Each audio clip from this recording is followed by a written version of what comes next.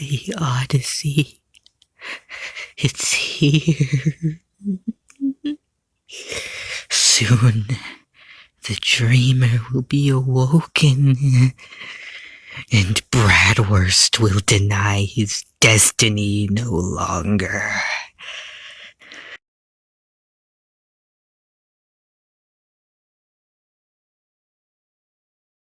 Okay, stop me if you've heard this one before.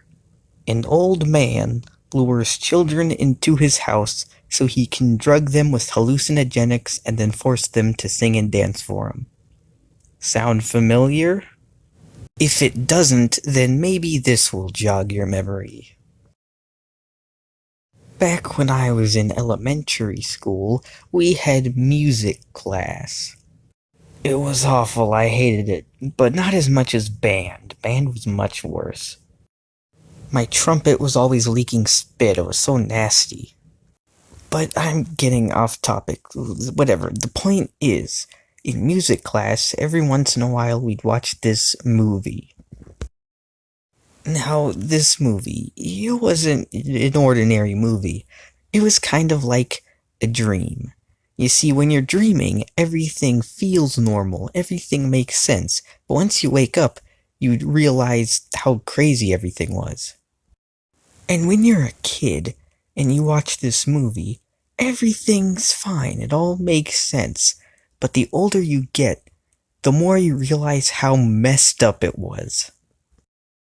This movie goes by one name and one name only. Ouija and the Malicious Maniacal Murder Mansion.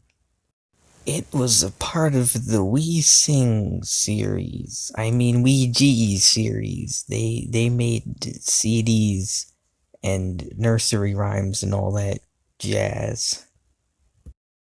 Oh, and there's one where a little girl tells some weirdos her name and address. I wish I were joking. But we're not talking about that one. We're talking about the mansion one. So at the start of the movie, we see Miss Frizzle speeding down the highway with a package. A package from Planet X. Oh, what? You don't like that reference? You don't like that reference? Okay, fine. How about this? Tootenstein. No? Shaolin Chronicles. Still no? Hero 108. Come on, you can't be that uncultured. Then we get introduced to our main characters. By the way, I don't remember any of their names, except for one. So first there's the girl, and she's a detective, and you know that because she will not put down the goddamn magnifying glass. Then there's the boy with the baseball hat because it's the 90s and there always has to be a boy with the baseball hat, and he plays piano. And last, there's Benji. His one character trait is that I actually remembered his name. Oh, did I mention Benji is the piano boy's brother? His very not adopted, completely biological brother. So first there's a musical number, then Miss Frizzle kidnaps them, then there's another musical number. So, I don't know if you've noticed, but there's going to be a lot of musical numbers in this.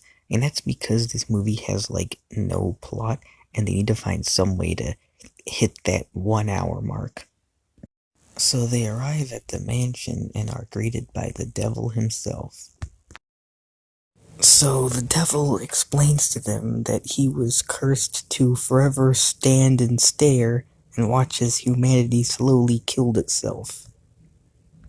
And he talks about how, like, he's stuck there for all eternity, and how even once the sun explodes and then heat death happens, he'll still be there staring off into the distance. You know, basic children's film stuff.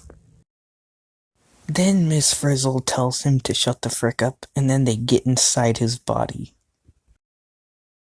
That's when we're introduced to the film's antagonist, Herbert. Herbert shows them this guy he kidnapped and beat with a stick till he developed Stockholm Syndrome. The man was so tortured and insane he was convinced that he was a coat rack. Oh yeah, and then there's another musical number. He also has these tiny doll things that he often temporarily grants sentience to so they can sing and dance for him, but whenever they're done he turns them back into lifeless husks. Father, may we please have a break? We've been dancing for 10 hours straight. No! You exist only for my pleasure! If you don't like it, then get in the soup! Oh yeah, and there's this tap dance a cappella group, and each member has their own gimmick, right? And one of the members is this large black lady, and her whole gimmick is that she's loud. Boy, I'm sure that'll age well. It is then revealed that the package Miss Frizzle had was a new doll thing.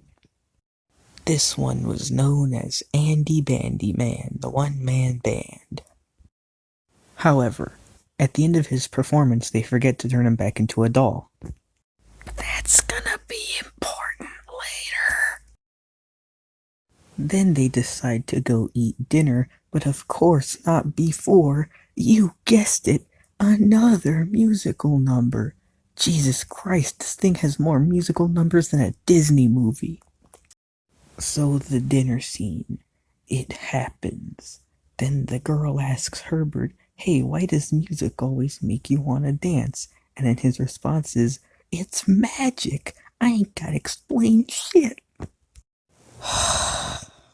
I just can't anymore. I just can't with this movie anymore.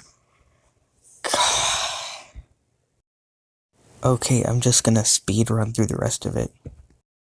So they wake up the next morning and all the instruments have been stolen. And this is when the girl's detective skills come in, which turn out to be useless because she doesn't solve the mystery anyway. Or at least I don't think she does. Does she? I can't remember. Then the most shocking plot twist in all of cinema history. The instruments were really stolen by Andy Bandyman! How could you do this to us? We trusted you! Then he apologizes and they forgive him. The end. And there you have it. That's my review of Ouija and the Malicious Maniacal Murder Mansion. Okay, if you want me to be honest, I'd stop paying attention like halfway through. So that's why that part of the review was very, dull. Yeah, I was watching it with my friend Lil Scoot. You might remember him from the Spider-Man tier list, or from those really old sketches we used to do on the channel. And in all honesty, I did really enjoy revisiting this movie. And I don't mean to disrespect any of the actors or filmmakers who worked on it. I just wanted to poke fun at how bogus this movie's logic is. And as I said before, this movie is like a dream.